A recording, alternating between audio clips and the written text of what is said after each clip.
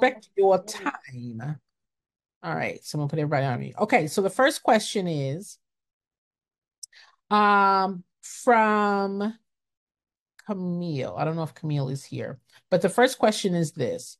How can I know what my impact is and communicate this to my donors if I have not yet started my program and measured the data? If that's anybody else in the room that says, yep, that's me, Jen, put that's me, that's me, that's me. I've not started yet, but I'm wanting to know how do I measure the impact? All right. So when you are starting your nonprofit organization, when you are beginning to think about what your mission accomplished looks like, okay, first comes the need that you are addressing and to articulate or to know what your impact is. What is impact? Impact is the result.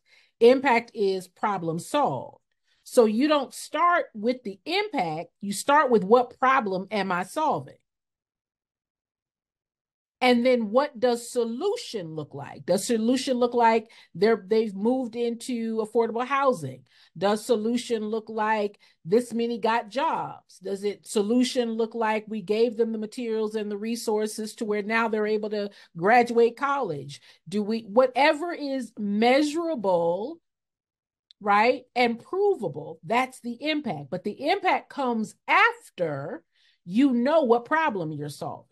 So when you are communicating to your prospective donors and your funders and your community, you are introducing your solution. You're introducing, my name is, I'm about to start an organization. We recognize this need within our community, and this is how we want to address that need. Our goals are this. What are goals? Specific, measurable, achievable, realistic. This is our audience.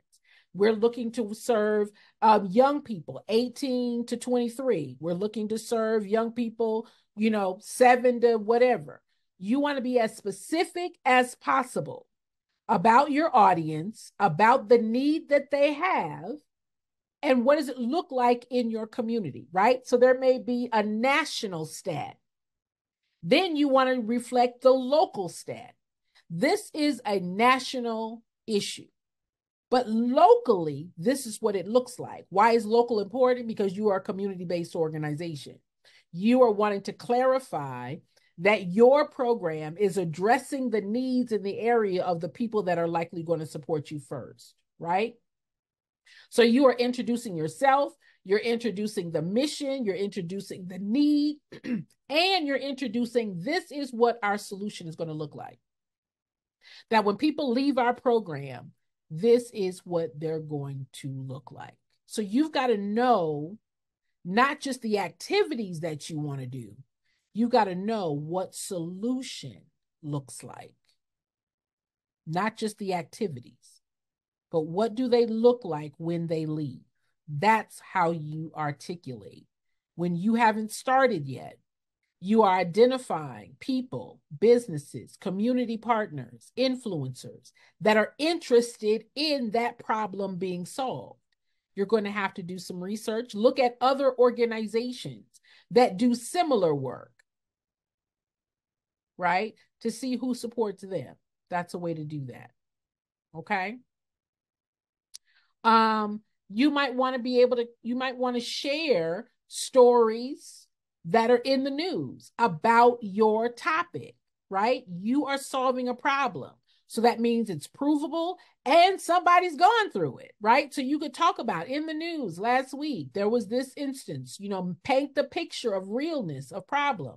And so our organization, with this as an example, or this scenario that we are using as our launch pad from, this is how we are looking to now identify, partner with others within the community that can join us and assist us in this work.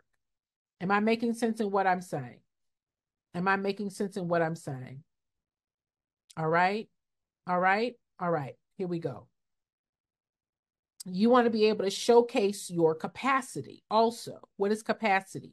Capacity means your mission, your vision, right? Our capacity. This is the mission that we have.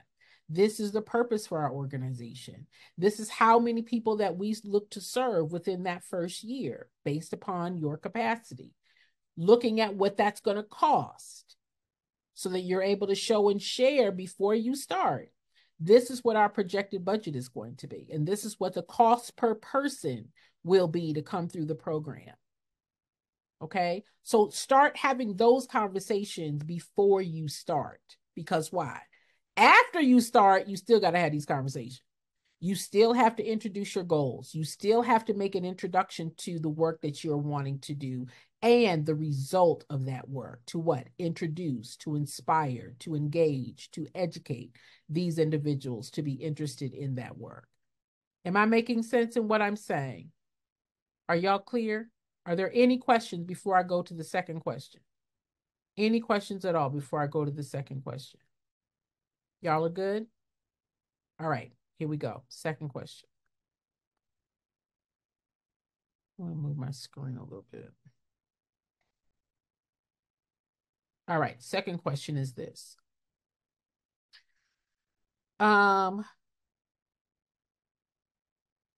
questions are, what are some tips of running an effective board of directors? How do you run a group of effective board members, right? So that means that you, one, understand their role and responsibility.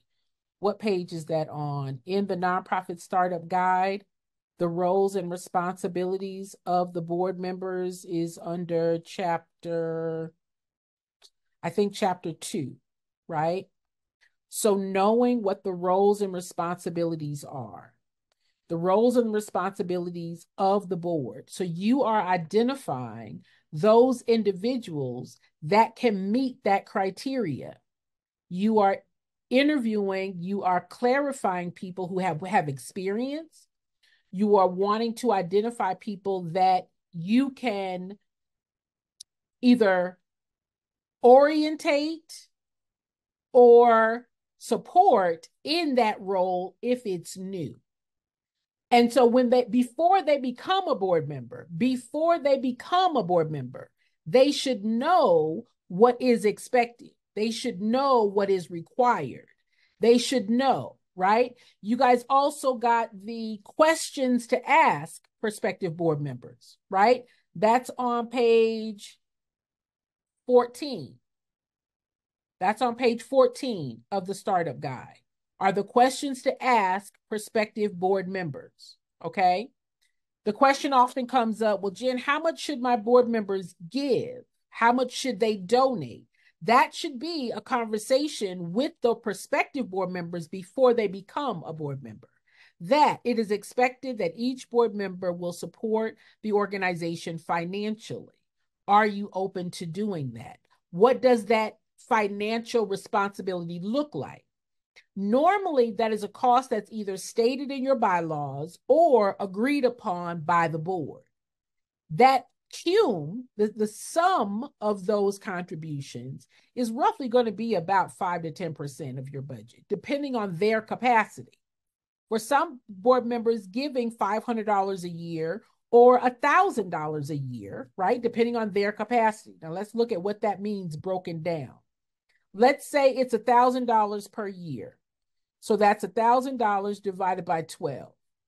That's $83 a month. Are they open to contributing $83 a month? That's $1,000 a year, right? Now, what does that money go towards? That money goes towards ensuring some of the support for the operations, because those are the hardest dollars to support, right? So depending on how many board members you have, how many board members should you have, it's an odd number. There should be an odd number of board members. Why? So that when you all are conducting business and you have a decision that requires a vote, there's no tie. So the odd number means there will be a majority, right? The majority in terms of Robert's rules, the majority wins, okay? So you have an odd number of board members, Okay. So you want to make sure that they have diverse skills. You want to make sure that they have experiences in certain areas that may benefit your program. When I use the example of the Los Angeles Mission, we were a homeless community, but we also dealt with drug and alcohol. We also dealt with mental health. We also dealt with, you know, other program areas like job recruitment, financial literacy. So getting a diverse group of individuals that have experience in those areas that can make connections in their area of relationship is going to be key, right? So you want people who are not interested only in the program. Board members' purview is not operations. Their program is organization. Their purview, their focus is organization, not operations. They're not in the day-to-day. That is your job as the president. All right. So you want to make sure that they have a diverse background, diverse skill set. Some people who are good in accounting, some people who are good with numbers, some people who are analytical, some people who are well connected, really utilizing their areas and their sphere of connections, relationships, perspective, right? To help you to have a more robust conversation, a more analytical and thoughtful conversation, so that when you all make the vote, you're not voting on what you know, just based on let's wing it and see what happens. No, strategic. All right. So you want a diverse background. That means you can begin building those relationships now. And you want to give them back something. Board members are donors. They're giving of their time. They're giving of their resource. They're giving of their personal whatever. So you want to make sure that you're making it a good experience for them. They don't owe you to be a board member. They're joining you to ensure that the organization has what it needs to continue to achieve its mission. All right. So you want to be organized. You want to be intentional and strategic so that they know what's expected of them. And you're giving them clear guidance and not inviting them to come and sit around and talk about, what do you think we should do? I don't know. What do you think we should do? I don't know. What do you think we should do? You know, I got you guys on board members so you guys can tell me what to do. That's not why they're there. All right. And so when you interview them, you're letting them know this is the plan. Where do we talk about the plan? We talked about the fundraising plan in the fundraising chapter, the strategic plan, right? Their job in the strategic plan is to help you set organizational goals. If it's the organization needs to diversify its funding streams, if it's the organization needs to get more grant dollars, if it's the organization needs to get more operational dollars, or if it's the organization needs to get more grant funding, if it's the organization needs to get more, you know, whatever it needs. Your plan is to incorporate each person to help you achieve that, right? So they're out having meetings. They're out making introductions. Now, hopefully the people that you put on your board have connections. Y'all know about how I love your mother, your brother, your dog, your cat, your fish. You put these people on the board because they love you, but don't have any relationships, don't have any connections, have no capacity to help you move this business forward. They become a weight and not a buoy. All right. Did I explain that well? Are you guys clear about what I'm saying? Any questions at all that resonate from that? Anything that comes from that? So you want to make sure that when you get your board, you have an onboarding process. What does that mean? That means you are providing the board. In here, I talk about what questions your board members should be able to ask. Your board members should be prepared to answer when they go out in your community. That's on page 15, right? So you should be giving your board members the information related to these questions. What's the organization's mission? What are the activities of the organization? What's the budget? of the organization. As you grow, you and your board will vote on the budget, right? Because they're going to be there to help you raise the money to meet the budget. But when you're just starting, you may have to come up with those numbers yourself. Okay. And then you're incorporating them into the plan of how to achieve that. So the orientation process looks like you are equipping them with the organization's name, the EIN number, right? So that they can have conversations with prospective donors and funders to say your donation and your contribution is a tax deductible contribution. This is the EIN number of the organization for your tax records, right? You want to provide with them the list of primary activities and the impact of what you do. So everything that's related to what's in this, what board members should be prepared to answer when they're out in the community, that should be a part of your orientation. You should be giving them, this is the mission of the organization. These are the primary activities of the organization.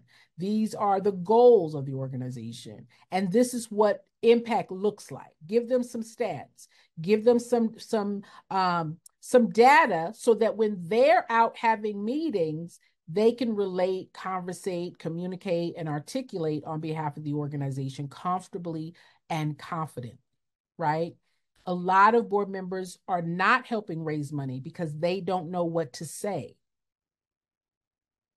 So in the orientation, equip them with that. All right. All right, Xander, you have a question?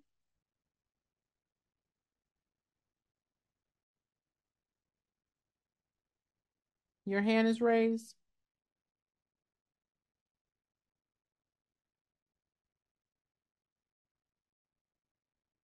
Are you there? Hello, can you hear me? I can hear you now, dear. Hello? Yes, I can hear you.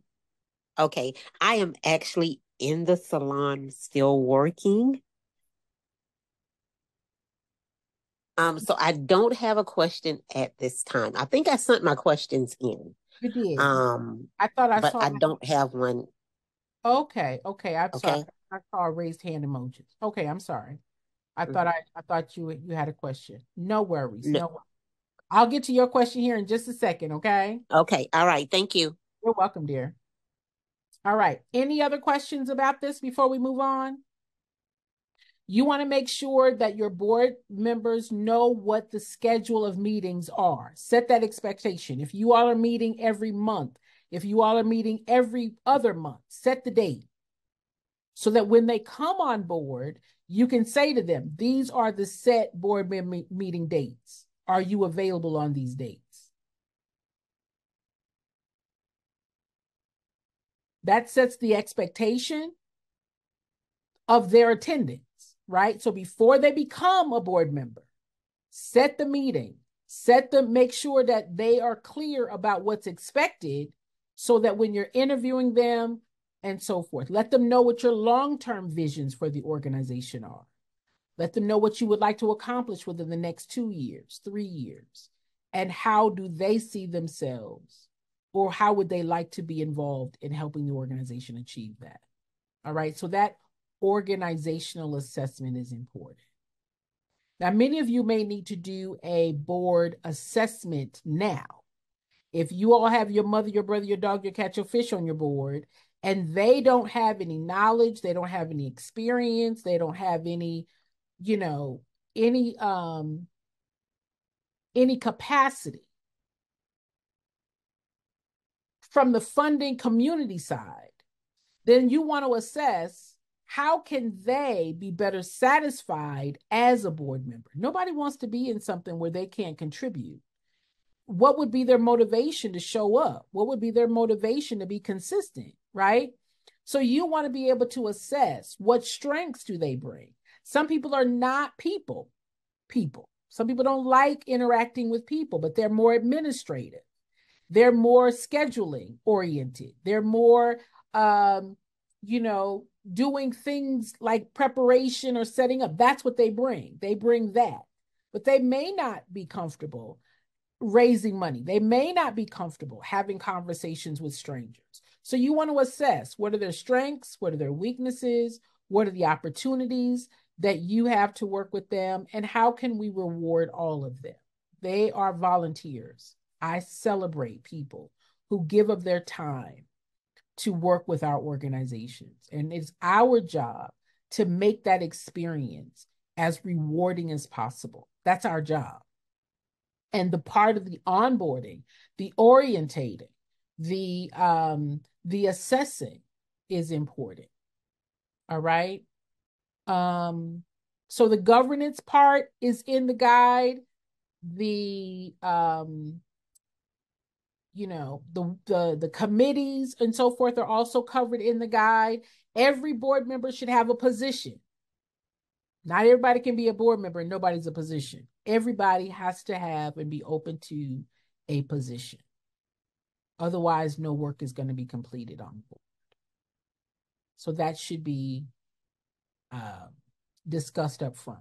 The other thing is you don't want to onboard everybody at the same time, because when it's time for you to, when their terms are up, that then means everybody exits at the same time.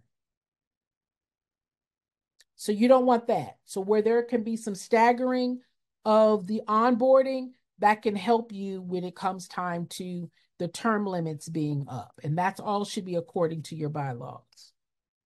Are there any questions about that? Any questions about that? Okay. You want to talk about disagreements. You want to talk about, what happens if, well, I voted this way, but the majority went that way. You just got to be able to say, we can navigate the relationship that we may not all agree, but the majority wins. So even if it wasn't your vote, are you able to continue to operate as if it were? You see what happened right here in the country when those things don't happen, right? Majority says, somebody say, no, I don't want, I'm going to go against. No, then you're not for the benefit of the organization. You're not for the benefit of the mission being accomplished. That's more of a self-serving and not an organizational serving stance. So people who should be able to work together, to negotiate, to communicate, and address a disagreement. Everybody may not agree on the way that it should go. But if we voted on it, this is the way we're going. All right? Was this helpful? Was this helpful? Was this helpful? All right? Here we go. How do I qualify for grants is the next question. How do I qualify for grants? All right, so we qualify for grants based upon the mission of the organization. The funder is looking for organizations whose mission aligns with what they want to fund. All right. So qualification goes into understanding the eligibility of the funder, right?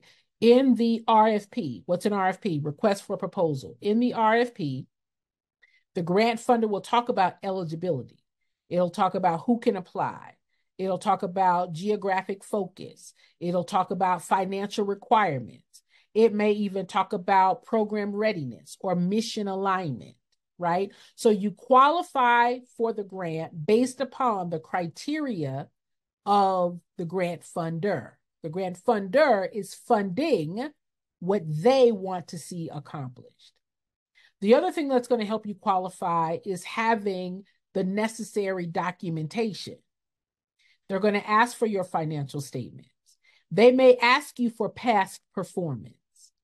They may ask you for proof of status, right? They may ask you to attach your proof of status. So qualifying is based upon the funder's eligibility, right? So that could be organizational status. They may say you can only apply if you are not-for-profit, if you're not an educational institution, if you're not a hospital. Those are criteria of eligibility to apply. Your mission. Some may say you have to be focused, you have to be located within a certain state, or you have to be located within a certain region, Or they may say national. That means anybody can apply. So again, those funders' eligibility is what you are looking for. All right. How do you write a grant? You have to, what is grant writing? What is grant writing? Grant writing is completing the proposal. That's the writing. So the writing is responding to the funder's question. That's what grant writing is. We are writing, we are clarifying, we are articulating in address to the funder's questions. That's what grant writing is. We're not telling them what we want to tell them. We are addressing what their priorities are. So we are writing and clarifying that if they're interested in, let me give you an example. So if I am at the Los Angeles Mission and our program has bed nights, our program has meals, our program has job readiness, our program has mental health. Those are 4 program types. If the funder is interested in mental health, then I'm not talking to them about bed nights. I'm not talking to them about meals. I'm not talking to them about job readiness. I'm talking to them about the area and the interest that is to them. Right? So now I'm writing about our program, but I'm focusing on the writing that is of interest to the funder. I'm responding to the questions based upon what the funder's interests are. Okay, so the components of the grant application could be an executive summary, the statement of need, the project description. What is the project description? The project description is the goals, the objectives, how you're going to meet the need is the program description. All right. They may ask for the budget, the evaluation plan. They may ask for the organizational background. They may ask for resumes or the staff that's in charge. Those are some of the things that they may ask for. Okay, so you just need to be able to address those things. So that's what grant writing is responding to the funder. Some funders may say you want to respond within 150 words. Some may say 1,500 words. Some may say 500 words. You just have to be able to address the questions in the way and the manner that the funder prefers. Are there any questions about that? Okay. I have a question. It seems like that was mine. So when you were doing all those things and you get a reply that, oh, you didn't get selected, so should I continue to apply again when it's available? Because they come in cycles. Absolutely. Okay. And that's only Because because the funder is receiving more applications than they can fund. okay. They may say, and let me say this, each funder, where does their money come from? Their money comes from either stock shares, investments, things like that. So they have a budget. There's no endless budget. They have a budget of how much money they've allocated to give out in grant funding. Now, they may say, this is our floor, this is our ceiling, or this is our minimum, this is our max. Based upon what everybody's asking for, likely everybody's asking for the max, right? They may only be able to fund 20, 25, 30. They're not going to be able to fund 200. They're not going to be able to fund 2,000. So you don't take it personally if you receive that declination letter, because it likely has nothing to do with your program. It has everything to do with they ran out of money. They have more proposals than they were prepared that they're able to fund. It has nothing to do with you. So what do? You reapply. If you meet the criteria, you reapply. Turn to your neighbor and say, it ain't personal. They don't hate my program. They just ran out of money. They ran out of money, and I wasn't the only one that they ran out of money on. Okay? Which is why you want to be submitting at least one proposal a week. The more that you have in the queue, the more likely that increases your chances. Okay? Also, you want to look at how much you're asking for. It's easier to make an ask for 50,000 than 200,000. So if you ask this funder for 50, this one for 50, this one for 50, that's easier than asking this one for 200, this one for, because they only have a little bit of money. Right? So just negotiating and navigating what your budget is, what your request is, and making sure that your budget reflects 35 cents is operating, 65 cents is program. They're going to look at that very closely as well. 35 cents of the dollar. So if your budget is, let's do the math. What is your overall budget? Do you have one yet or no? Are you developing it? I don't have one yet. Okay. So let's say the budget is 200,000. Just use that as a your program budget and your operations together is 200,000. Okay. So 35 cents of that would be 70,000 is operating. That means 130 is program.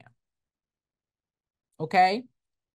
Now they're not going to fund 130 because that's your whole program budget. They're not going to fund 130. So if you ask them, let's do the math. If you ask them for 35%, that's 50,000. So you ask this one for 50, you ask this one for 50, you ask that one for 50. That's how you get your whole budget together, right? As opposed to asking one for the whole amount and they only have a little bit of money. So what are they going to do? Are they going to give it all to one person or are they going to take that money and sprinkle it out to try to help as many as possible? Am I making sense of what I'm saying? Yes. That's the reason why I see the game now. Ding, ding, ding, ding, ding, ding, ding. Yeah. So if you're asking for 100% of your entire budget, what they're thinking is, well, if I give you 100% and you don't have any funding coming from anywhere else, when this money is gone, how is it possible that you can sustain this thing? We're funding the whole thing and we're only funding it for 1 year. Where else is money coming from? It's not sustainable if every dollar is in one funder's hands. Do you see that? Am I making sense? Yes. You're welcome.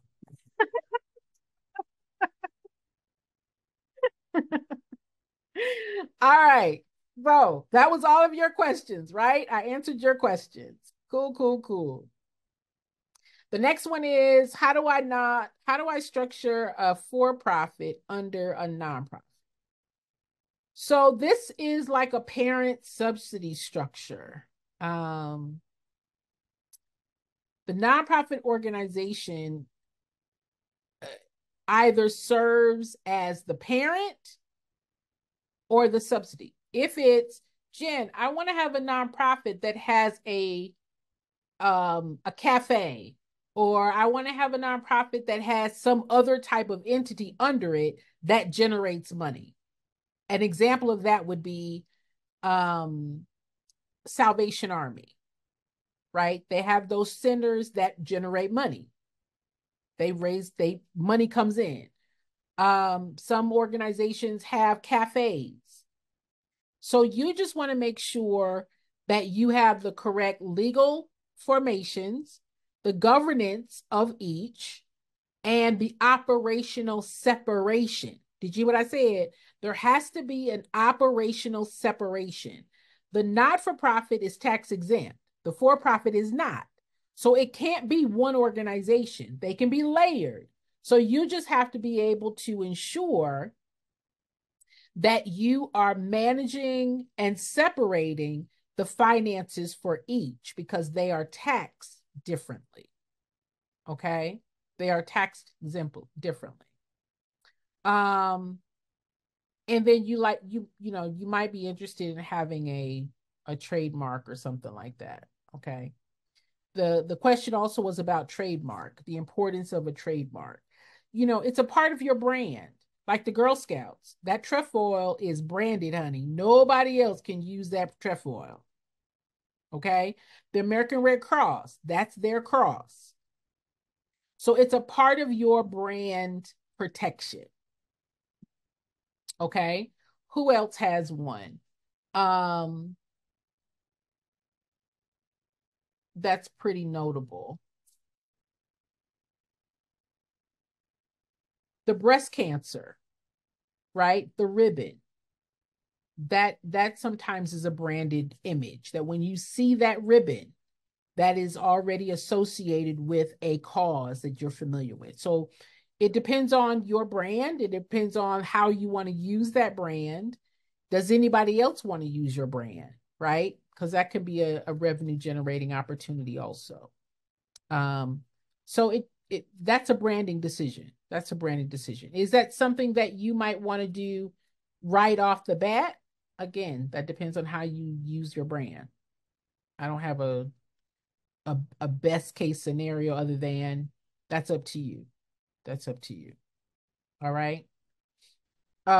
Your brand has clear boundaries and who can use it, how it can be used. Some brands say you have to use this certain color, you have to use this certain tint, you have to use this certain font, so those are specifics that are related to your trademark. Okay. The other question is executive role on the board. The executive director or the president is not a board member, and that's in your nonprofit startup guide as well. We talk about that on page 18. Okay. The executive director of the role with the board is on page 18. So the executive director is the president of the organization. You are not the president of the board. Now let's play that out. Because your board has term limits based upon your bylaws, you would be termed out. You can't be on the board and everybody else got to get off. Right? So you are not a board member. You work in partnership with the board. Okay. You give an executive report. You oversee the running of the operations, but you are not a board member. Okay. And that's further again explained within chapter 2 of the Nonprofit Startup Guide. Okay. In terms of roles and responsibilities, right? We talk about the role of the president. We talk about the role of the vice president. We talk about the role of the secretary. We talk about the role of the program chair, the fundraising chair. We talk about the role of the treasurer. Okay. Those are people who are working in partnership with you to ensure that the operations are intact of the organization and that the revenue is coming in so that your mission can be accomplished. These are roles that help with the operations of that system. The board is its own system, right? They have board minutes, they have board reports, they have board responsibilities, right? You don't need to run both organizations or both entities. That's not your role. Any questions about that? Any questions about that? Hello? Yep, Can you hear me? I can hear you. Okay. All right. The question in reference to the nonprofit owning the for-profit, because I have a thrift store. So I do have them separate. I have them separate where the thrift store is for profit, but the nonprofit owns it, Okay. the thrift store. So I was just trying to make sure because I really didn't get legal advice. I just figured I was like, because I was told at one time a for-profit couldn't own a nonprofit, but a nonprofit could own a for-profit. So that's why that question came from. Yeah, I And I get was it. just trying to make sure. Yeah. Yeah, I Okay. get it. Right. So you just want to make sure about the accounting and the book Mm-hmm. sure that those operational finances and accounting systems are separate because They they are two different banks. yeah, tax laws. Yeah. So yeah, that's Yeah. fine. You're doing good. The Girl Yes. Scouts have the Girl Scout cookies, right? Mhm. It's our Correct. program, but they sell the cookies as licensing. Now they got, Ben and Jerry sells the Girl Scout Thin Mint ice cream. That's for profit. So they're Okay. making money off the use of their brand. That's money that comes into Okay. the organization. So yeah, Okay. you're in the right vein. Just making sure that the accounting and those compliances are together. You sound like you're fine. Okay. All right. Okay. All right. And I trademarked. So okay. All right. So I think I'm on the right path. Okay. Okay. All right. Okay. Thank you. Welcome, dear. Mhm. Let's see. I think I answered. Oh, the importance of nonprofit location. So location,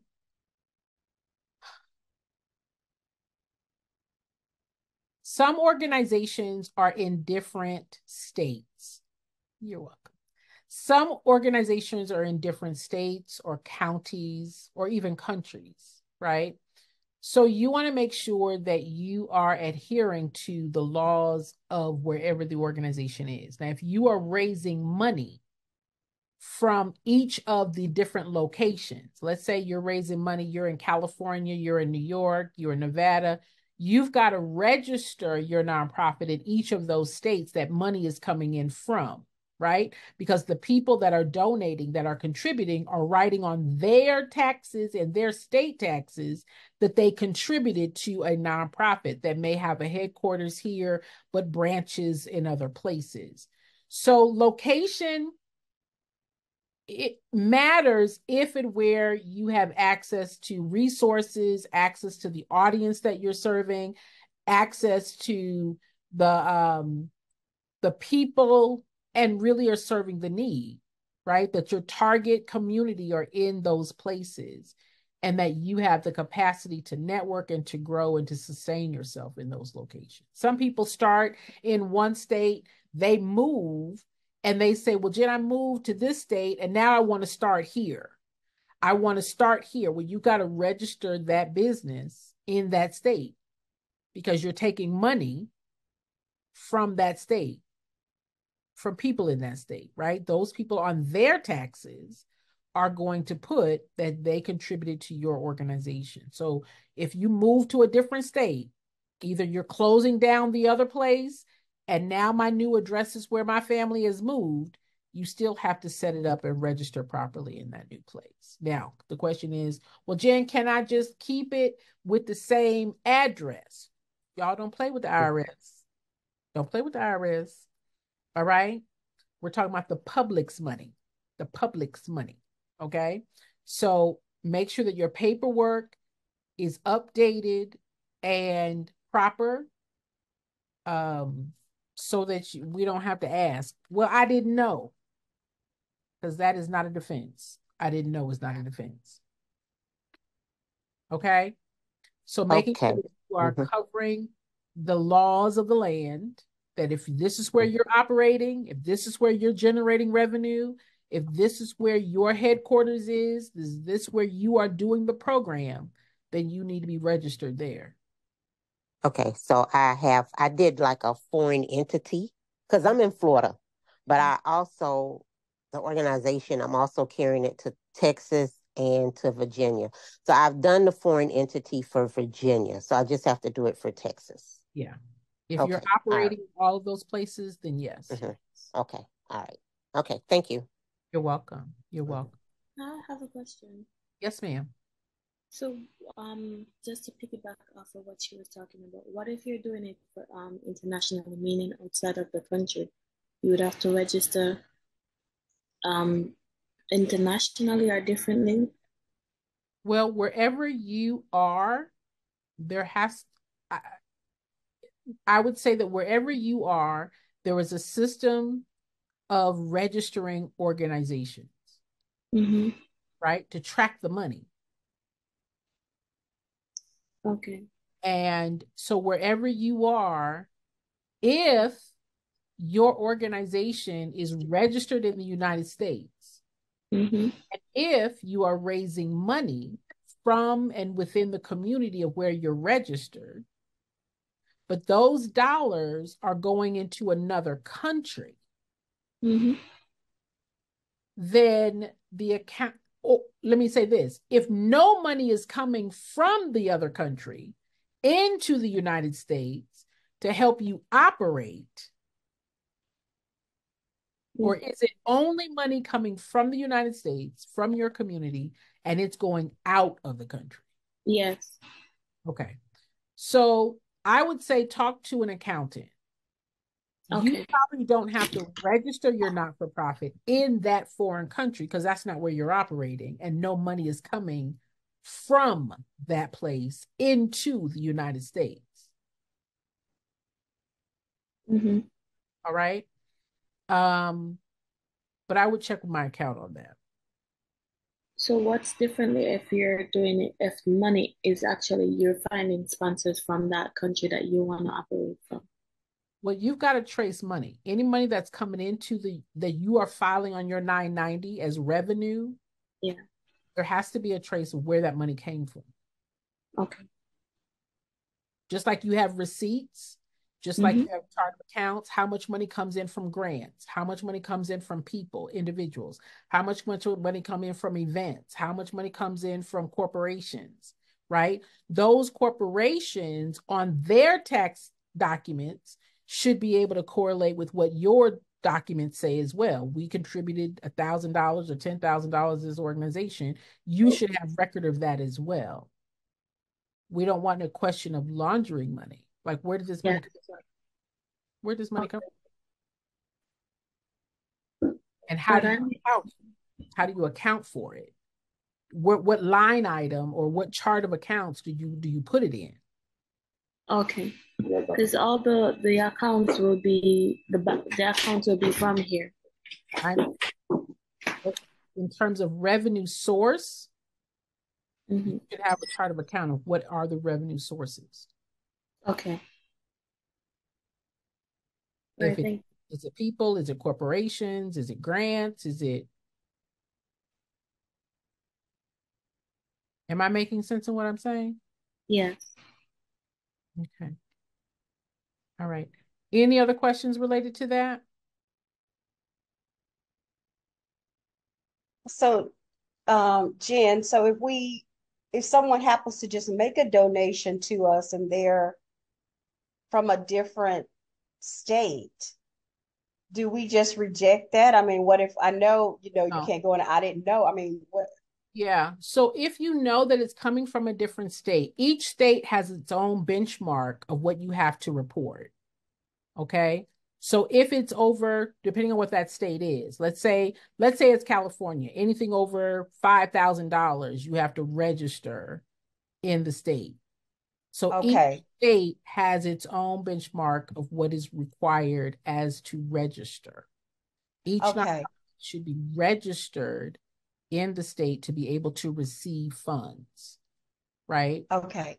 So yeah, if it's one or two, if it's small donations, I wouldn't worry about it too much. But if it becomes to be where you have major donors coming from other places, then those people in those states likely are putting on their tax records that they gave to your organization.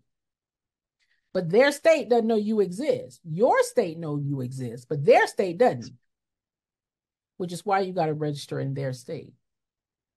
Okay. And is there any type of special process for registering in another state, or we follow the same? You probably would follow the same. Some places it's different departments. I would call either their state, each state, and they would have the process and the paperwork of how to register and what the criteria is for each state. That's correct. Yeah, because what I did is I called the state of Virginia. They told me their requirements, which was they needed my original documents from the state of Florida. Yeah. And it had to have the state of Florida seal on it. And once they received that, then they All I had to do was pay their fee Yep. to Good register in comment. their state. Yeah. And the same thing with Texas. Yeah. Yeah. Yeah.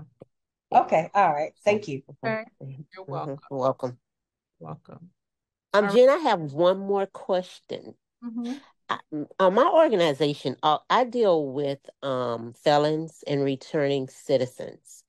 And I have a magazine Mhm. that the only way that they were able to get it in the federal prison system is I had to have it on Amazon for them to purchase it.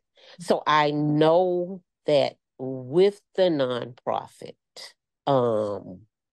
that is an issue because that wouldn't be considered a donation, correct? That would be a product. Yeah. Okay. So that's why I was also asking about the for-profit and the nonprofit. So I'll just have to shift it to the profit side. Okay. All right. All right. Thank you. Welcome. You're welcome. Any other questions before we move on? Anyone else? Nope. All right, here we go. How to create unique value proposition. So your unique value proposition is based upon your audience, okay? Go back to the example of the Los Angeles Mission. Your value proposition is based upon what your audience values. So we got bed nights, we have meals, we have job readiness, and we have mental health. So each audience that's interested in those program components, I'm really interested, Jen, in the feeding program because I can't stand seeing people eating out of garbage cans. Jen, I'm really interested in the people in bed nights because I really can't stand seeing people sleeping on benches, right? Jen, I'm really interested in the job readiness because these people should get a job. So your value proposition is based upon the interest of the audience that you're talking to. Am I making sense? So you want to know what are the interests, what are the priorities, what are the preferences of that audience. That's their value proposition, is that you are speaking about a subject or a result that is of interest to them. The value is not to us. The value is to the donor and the funder. Okay? You want to be able to identify your strengths, right? What are your capacity? What are your success? What is the impact? That's your unique offering. Your unique offering is not the activity of what you do, but how you solve the problem. It also may be unique in that other organizations may offer a similar product or a similar program, and you're able to talk about the distinction, right? So we may say, well, Jen, we have one mission, another mission is down the street, another mission is down the street. Well, this mission serves as their unique proposition. They serve homeless with animals. This one with their unique proposition is we serve homeless with children. So whatever it is that differentiates your organization from any others is your unique offering. So that means you're going to need to know who else is doing similar work. Your donors and your funders may ask you, well, what's the difference between your program and the one down the street?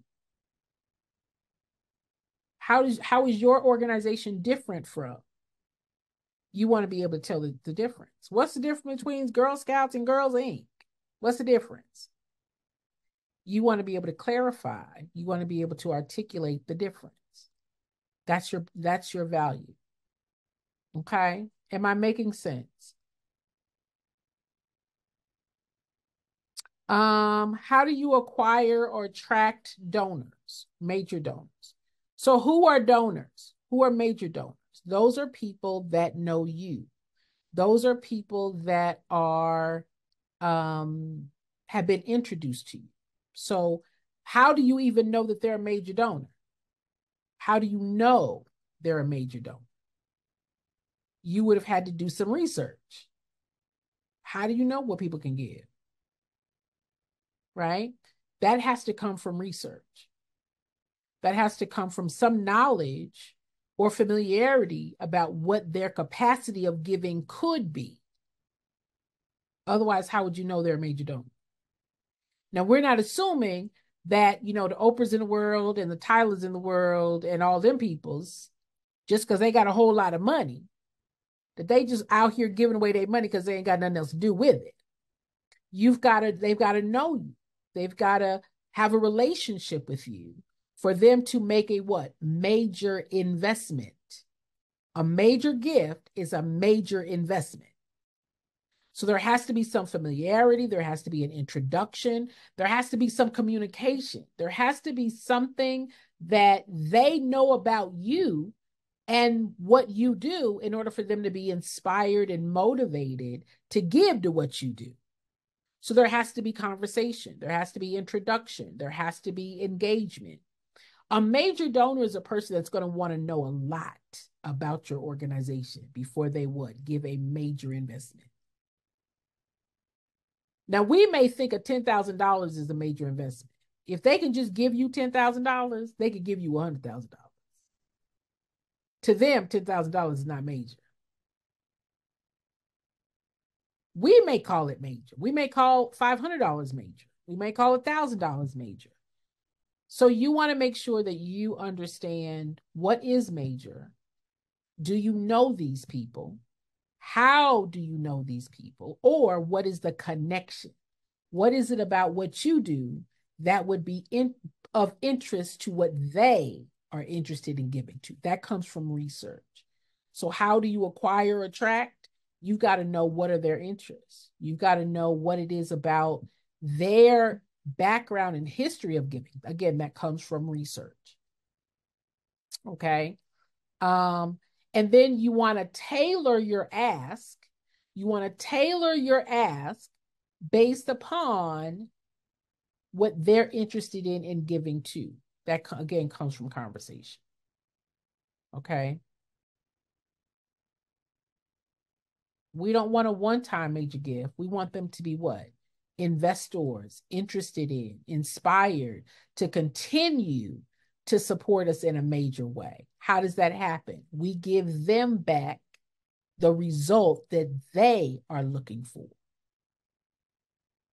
Okay. Then you want to steward them after they've made the donation. How do they want to be recognized? How do they want to be acknowledged? How do they want reports given and shared to them? Right? What types of ongoing engagement or updates are important to them for them to know that their investment, that their major gift made a major difference, so that they then would be motivated and inspired to continue to give again. Am I making sense in what I'm saying? So it all comes down to relationship. It all comes down to who knows who and how can you make that introduction.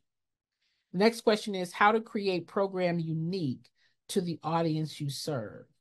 So the program comes after their need is identified. Okay.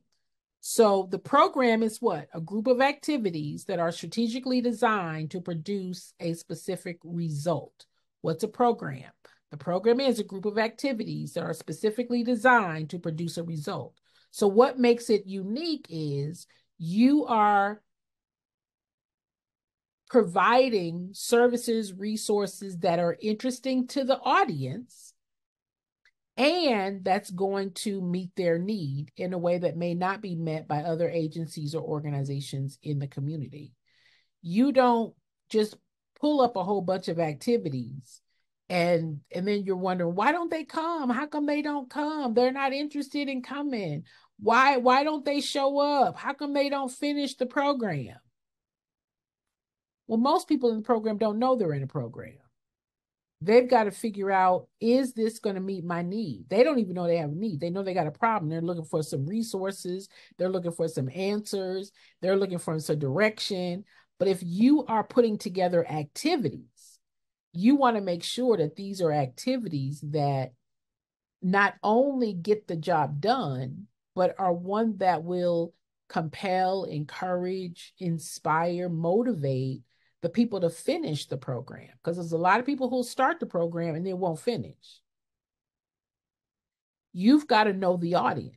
You've got to know not just what you want to do, but you've got to know how to engage, motivate, inspire, incentivize them to complete it. I was talking to a person the other day that has a house, a transitional house. And I said, how do you onboard these people? Well, they come in, they don't want to go to work. They don't want to do this. They don't want to do the requirements. I'm like, of course not. They just wanted a place to live. You gave them a place to live. Now you want to put all these restrictions on it. Now you got to go get a job. Now you got to get a bank account. Well, if they could have done all that, they wouldn't have needed your house. They would have known how to do that.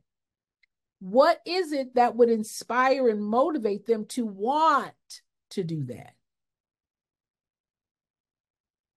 You know that's what they need, but they may not want it. So you've got to be able to know the difference. You've got to be able to understand your audience. You've got to be able to query what is it that's going to motivate them to stay in the program, finish the program. Because starting and not finishing, you're not getting the results you need to prove that your program works. You need them to finish. All right, Davis, I see your hand up. All right, thank you. Jen, my question was outside of, we're talking about grants, and I know there are several different ways you've talked about that to obtain revenue. But if you are looking for like those private donors that support what you do, is there any other particular databases, or you just got to spend just huge amounts of time just trying to locate those type of donors that support your cause? Or is there a central place that you can kind of go and get that information? No, there are services that will provide that information. There are wealth engines. There are, that you pay for. There are people who sell lists of people who live in certain communities, have a certain background, have given to certain causes before, right? So you could have a list, but you still got to make the introduction. Right. Right. So those lists can help you narrow down who your prospects could be. And that's what we call acquisition. So those lists are people that you begin to target to identify, do I know this person? How do I know this person? Then you have to do the research once you get their name on the list. Where else do they give in the community? You can't get away from the research. Somebody's got to do the research. Who Right. else do they give to? Are they on any organization's board? What is their jobs? Where do they work? And a lot of people move around. So you got to make sure you check these lists as well to make sure that they're still current. So you can get the list, but you still have to do the research within the list. That's acquisition work. Okay. And you said you have to find individuals who sell those lists. Okay. Yeah, there's a program that's called Wealth. There are wealth engines, and these are databases that generate lists that are very targeted, like marketing, like Macy's and all these shopping lists. It's a list like that where they say these are people who have the tendency, the frequency of doing this. Wealth Engine lets you know where they live, the zip code that they live in, their possible income, what types of organizations they tend to give to, which is why a lot of people go anonymous because they don't want to show up on these lists. Got it. Okay. Right. But there are lists that you can get. Now, once you get those lists, in terms of acquisition and just mailing to those lists, the return on responses can be expensive. So let's say you start sending out emails or you start sending out letters or whatever. As a return on that investment, you might get 2% or 3%. Because I don't know about you, but when I get something spam from a person I don't know, I don't open it. Right. Exactly. Right. Okay. So what's best is from that list, who do you know that knows them? The more you know about them, the more you're able to connect with them more directly, such as, I'm reaching out to you because I understand that you are on or were a part of this particular organization. My nonprofit also does this similar type of work, right? So you're making a connection. Okay. As opposed to, hello, my name is, I got a nonprofit organization, we do this, this, and this. Would you consider giving us? I would say the best way to make that connection is, what is it about what you do would interest them? Mm-hmm. And make the introduction based on that connection. Because if there's a connection, oh, so-and-so, I'm reaching out to you because I understand our board chair worked with you at blah, blah, blah. And they're like, oh yeah, I know their board chair. Now I'm more open to slowing down and figuring out what else you have to say. Why? Because there's a connection. Right. If there is no connection, I'm like, I don't know who you are. I'm not taking time. I'm busy. I'm busy. Right? I say also, if you're going to mail them or email them, I would have my board chair email. I wouldn't have it come from the organization because they're automatically going to assume you asking for something. I would have it come from a private email that says, I am the board chair of blah, blah, blah organization. And I would still lead with a connection. That's the quickest way to get people to open up anything, is a connection. If I know you or you know me and you say that in the intro, Jen, I know so-and-so, they told me to give you a call. I'm like, oh, okay, let me see what you're talking about. But if I don't have a connection, you are not a priority. But Jen, even if we have the chairman to send it, if I have my chairman to send it from a private email, should we list the organization in that subject line though? Yeah, you should say, Okay. I am the board chair of, or greetings from the board chair of. Okay. Okay. All right. Yeah. Thank you. And I might say, we're reaching out because whatever research you've done on them, and say, I would like to invite you to possibly share with them a 30-second video of your program, possibly share a news article, right? I'm reaching out to you to let you know about some important work that we're doing, and we thought that you might be interested in supporting it. Here's a short video of our work, and we would love to have a further conversation after. Something like that. Something just short, sweet, direct. Yeah. Okay. Okay. Was that helpful? It was. Very. The next question is, do I need an accountant or a lawyer? You need some type of financial management. You need somebody who is responsible for ensuring that your organization is complying with the tax laws and preparing your 990s. Now, if that's you, somebody needs to know how to do that. You also are going to need financial accounting. The grant funder is going to want to know information about your financials, about your budgeting, about reports.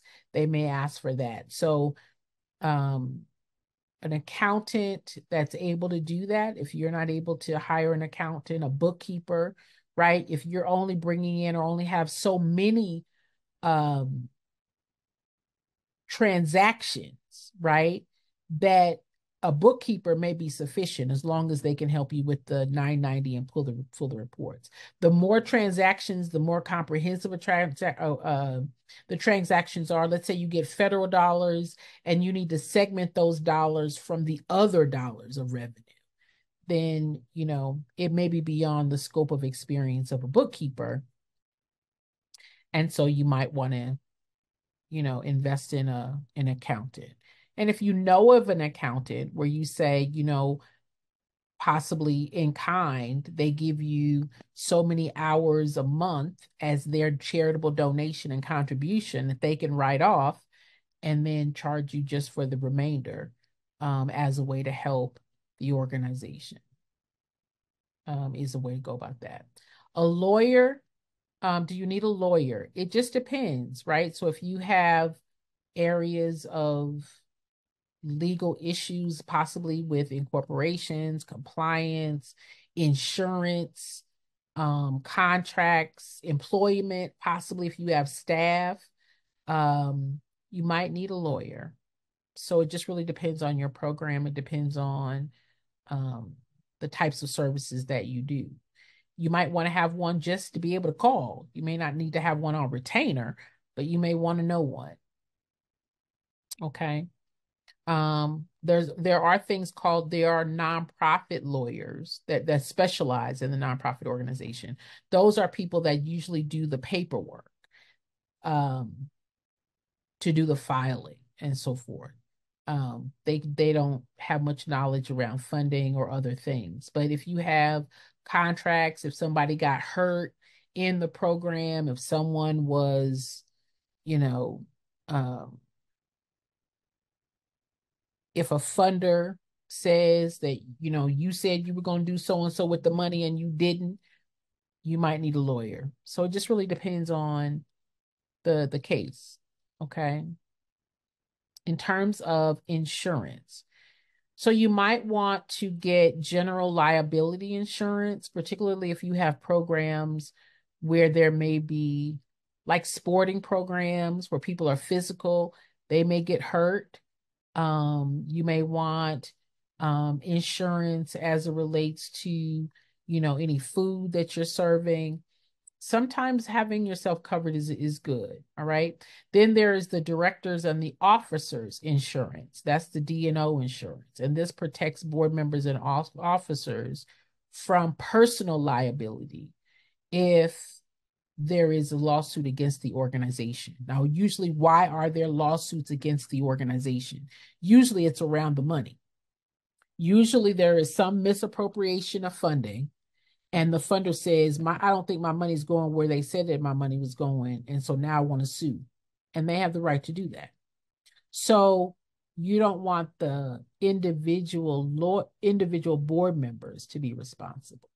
So look at D&O, directors and officers insurance. You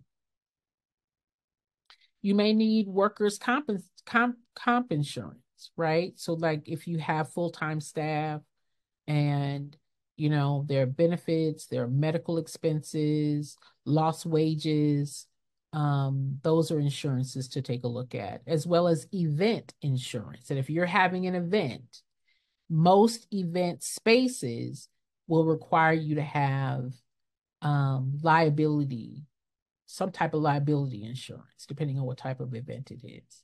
If you're doing some type of sporting event or running event, whatever, you might want to look at some event insurance as well. Okay.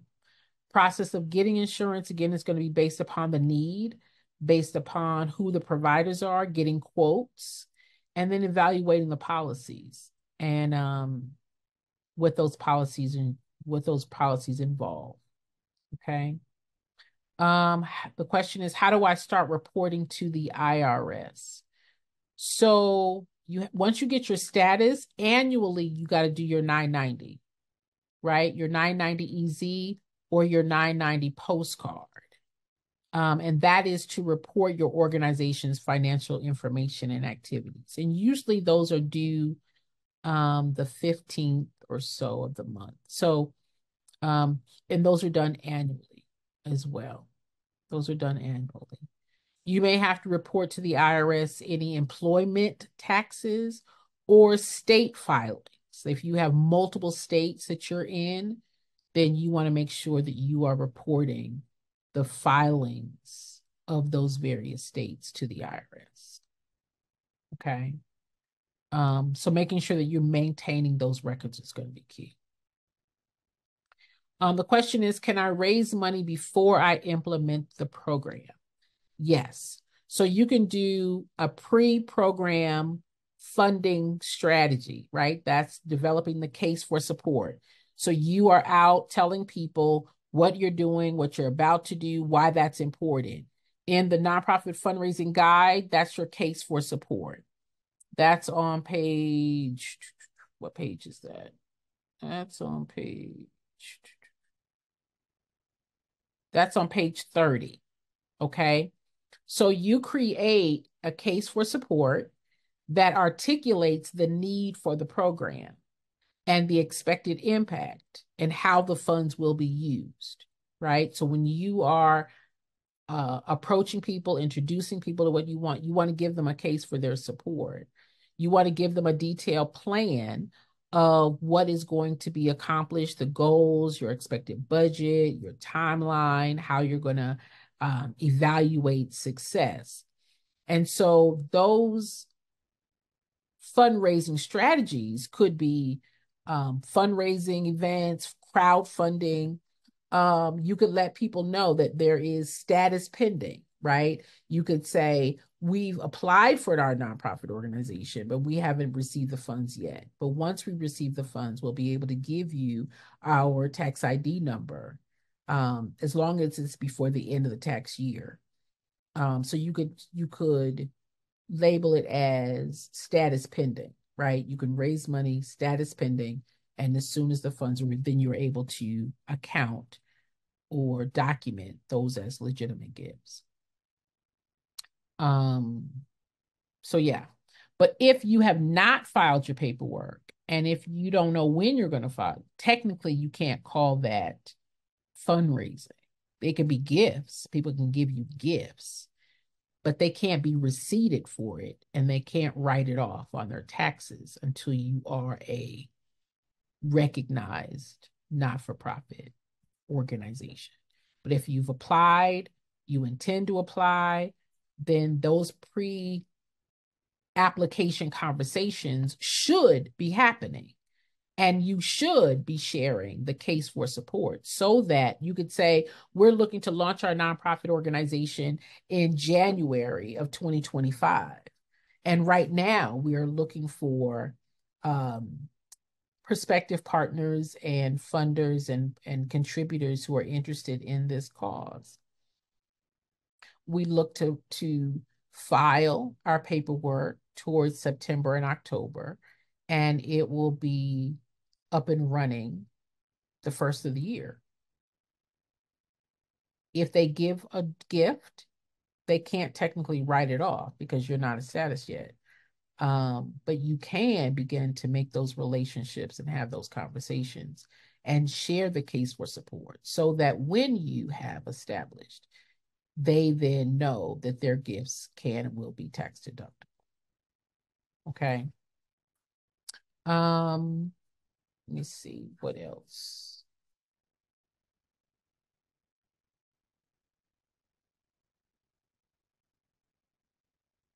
Let's see what else. How do you find board members? So in the guide, we talk about where do you find board members. We talk about that on page chapter 2. We talk about questions to ask prospective board members on page 14. We talk about how to recruit board members on chapter 16. All right, so you want to first identify the needs of the organization. So you're looking for individuals who have an interest in what you do, who have a connection to what you do, who have a complete or do a role of what you need in the organization. So you've got to identify the skills, the expertise, the responsibilities and roles that you want them to fill. And then you find people, or you look to identify people who can do that. Okay. So you might want to do a board matrix. You might want to do a board assessment. What type of people are we looking for? Are we looking for certain age groups, skill groups, race groups, experience groups, who can do certain things or who have access to certain resources or relationships that we would like to build and to develop. So knowing what you need first, and then identifying the people who can do that. Okay. And then you create a recruitment strategy. What's that recruitment strategy? That recruitment strategy is looking within your professional network, looking in the community leaders, looking in the industry experts. Okay, that's first. That's a targeted source. Leveraging your existing professional development. And if you don't have any professional development, you need to start making some. Okay, community leaders, those who are decision makers, those who have influence or experience or connections to your area. Start identifying who those people are. Who are the industry experts? Start getting their names and looking at what is our sphere of relationship. Who's going to be in the meeting? Who's going to set the meeting? Who's going to attend the meeting, right? That's going to be the strategy of you and your board. Who is closer to that person? Who knows something or who's connected with that person in some way? Who's in that industry that you know, right? So that's gonna be a part of your strategy in terms of the recruitment process. So now we've got a targeted group, and then we've got an outreach channel. So these are by personal invitation. I just know you, I like you. You know, websites, going to their websites, looking at what they currently do. There are board matching services like Board Source, Volunteer Match, LinkedIn, those kinds of places. So it's all a process. You just have to be very strategic and intentional, and then figure out who's going to be involved in that.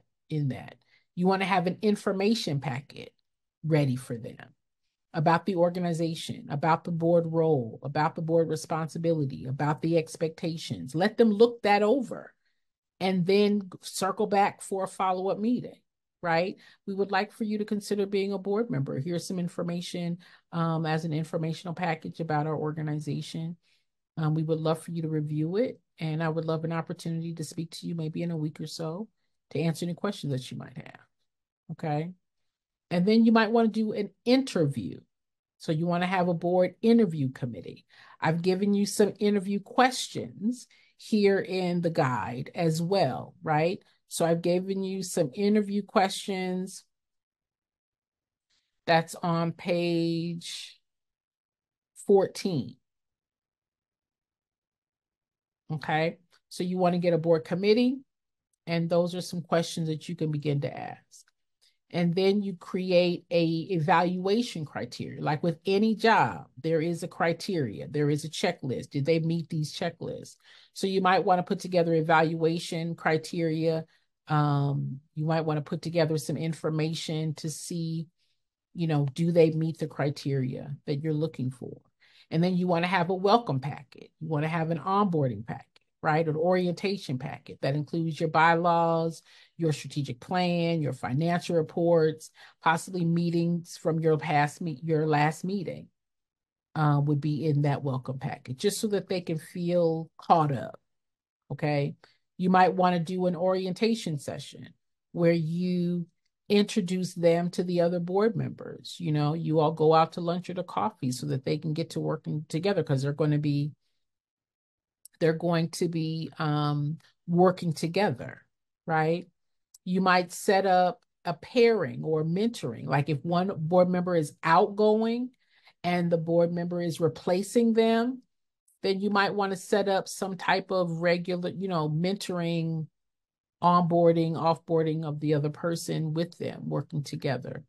They may need training. They may need development. They may need a board retreat. They may need to know what it is that they're supposed to do, right? So they may need training on governance. They may need training on fundraising. They may need training on financial oversight or any other type of topic that's important, right?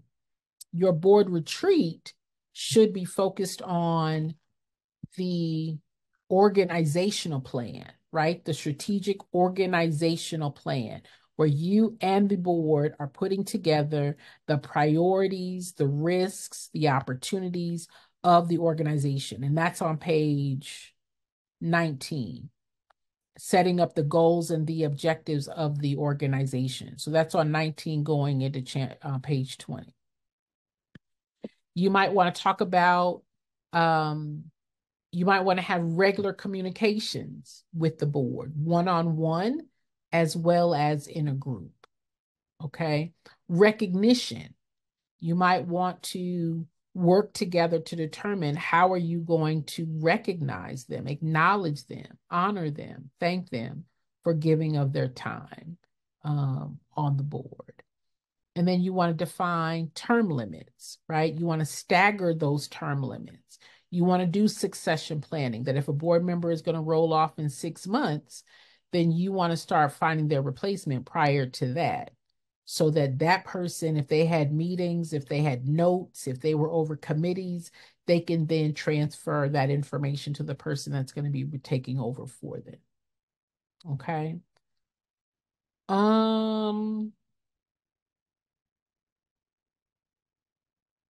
Yeah. Davis, you have a question? Yeah. Jen, how do you feel about family members being on the board?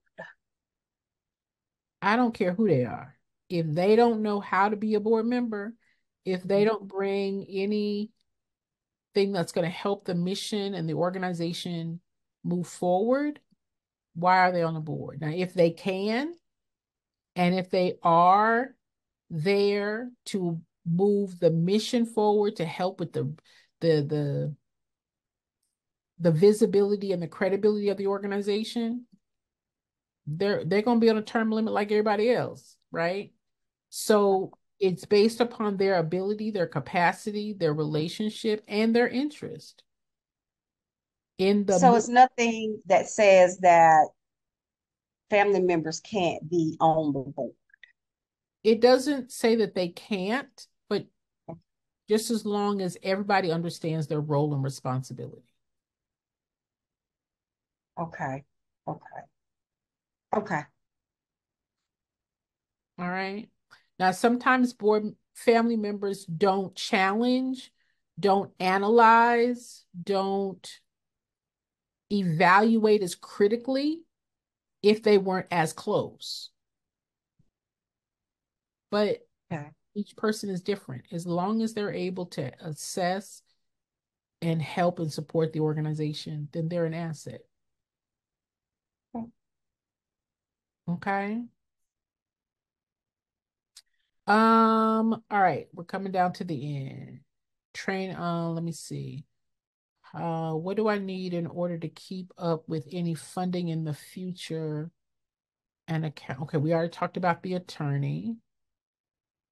We talked about an accountant. We talked about an attorney.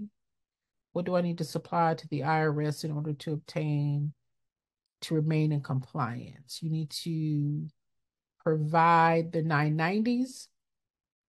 And if you are moving or changing this or that, or your mission change, just that information must be up to date.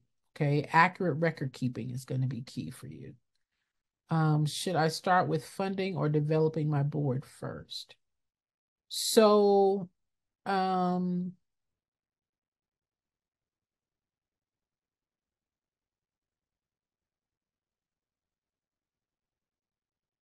would say do both, because you're not going to fill the board at the same time, right?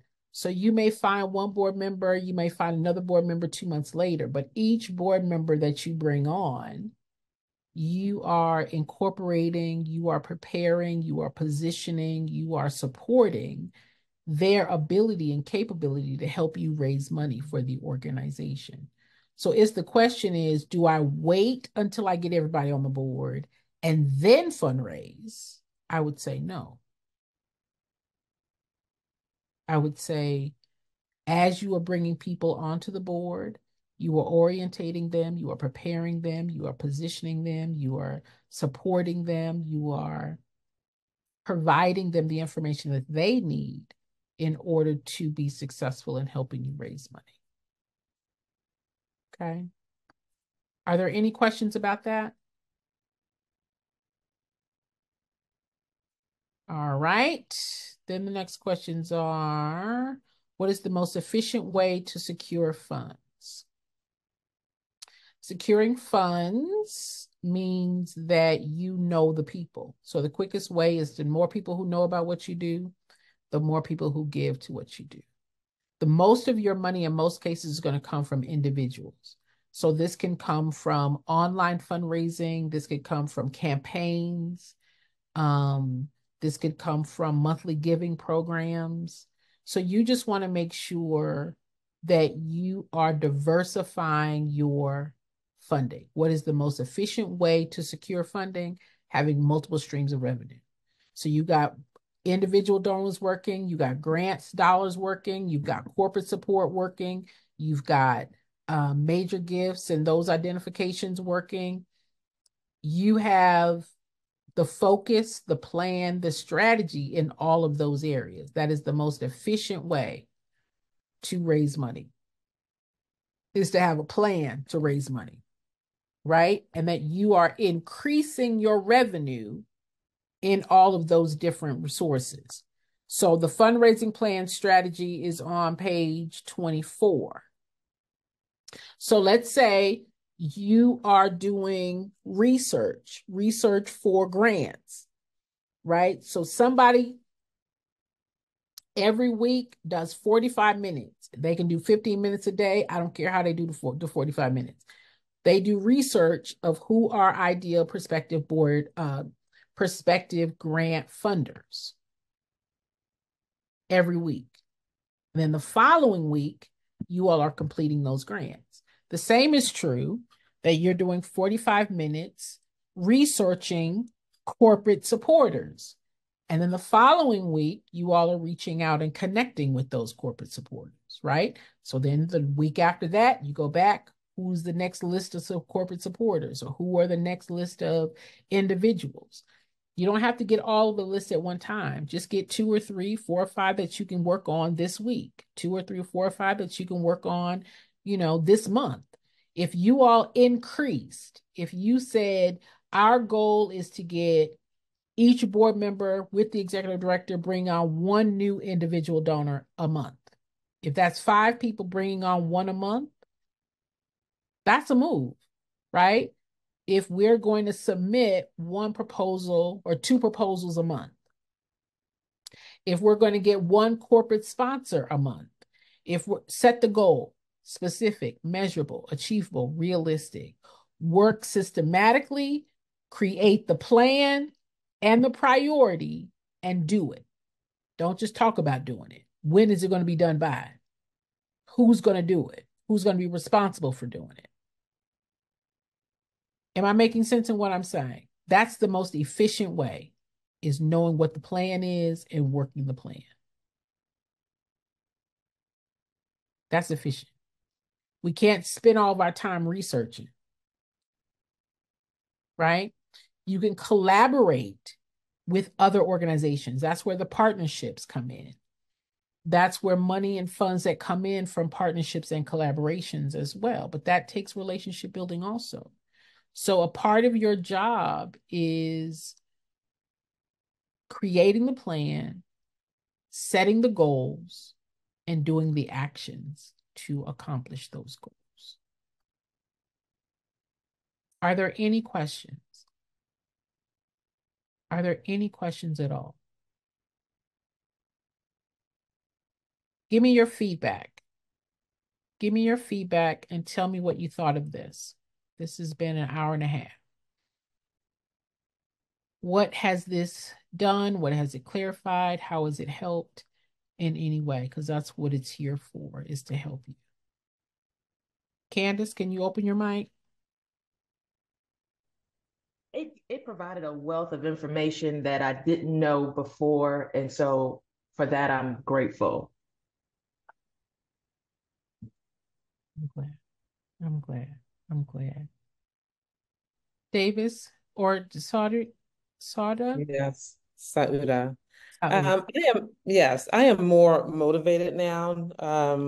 I've been signed up for a nonprofit for 10 years. And as an educator, there's my work in educating. So this is kind of leading my space up to retirement, but I'm doing small things. So it really, your guide really just kind of enlightened everything that I've thought I knew, but it just put it on the table. I really enjoyed this. It just clarified a lot of information. All the questions that everybody asks are the same questions that I had to. So it motivated me to keep going. So Glad. thank you. I'm glad. I'm glad. No, Jen, I definitely found the session very helpful. I am a newly formed nonprofit, so you kind of don't know what you don't know right now. So Every day. I say that every day, honey. You don't know what you don't know. right. So I'm really not far enough, I think, in my program to really, so that to really. So I think this is good because I'm getting this information beforehand, and I just want to be able to really connect the dots as I'm moving forward in this process. So, these meetings are very helpful, for me, the TikToks I'm sitting in on with you. So I'm just like a sponge right now, just trying to take it all in. I'm glad. I'm glad. I'm glad. I'm glad. I'm glad that you all are finding the Nonprofit Startup Guide as a asset. That's what it was intended for.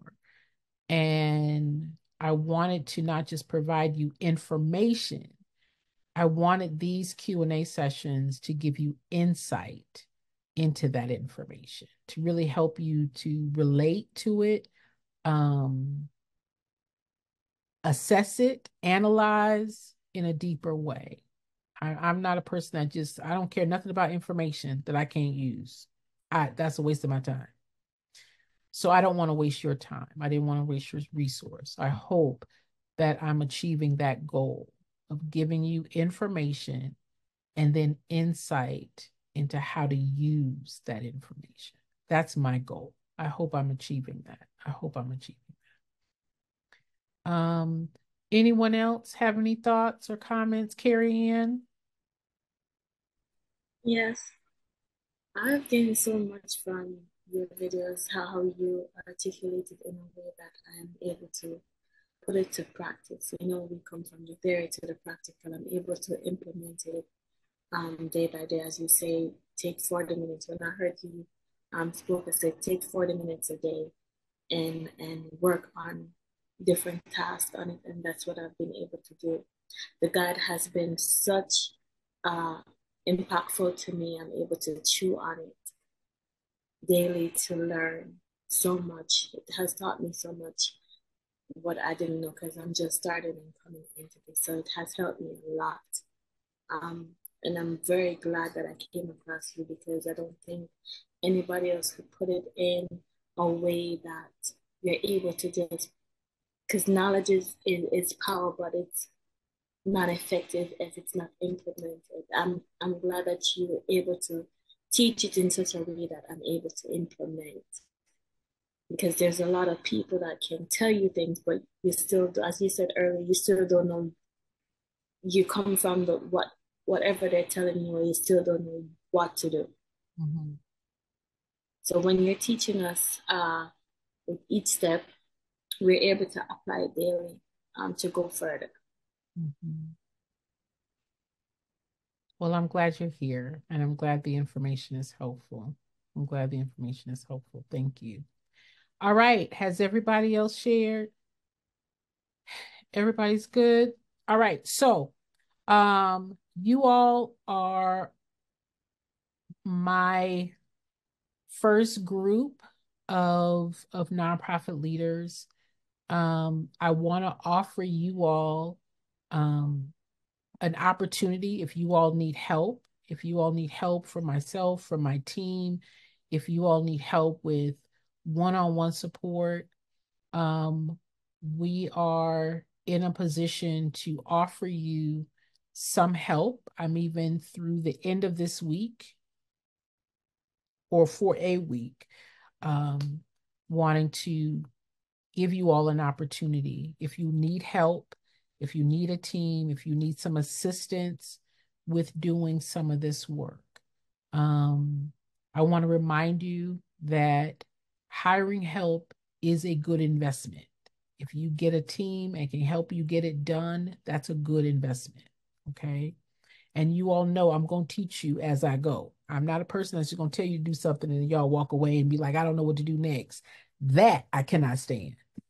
I want to remind you that we do offer financing for those services if need be. Okay. So in my nonprofit startup bundle, there are lots of services. If you say to me, Jen, I'm interested in this, I'm telling you now, I'm open for the next week to give those of you that have invested in yourself 50% off. Okay. If you want help. Now, I can't offer that forever, but if you're ready, that's fine. If you're not, that's okay too. Okay. I just am wanting to be available and remove any obstacles for those that say, I'm ready and I need help right now. But if it's not you, that's okay.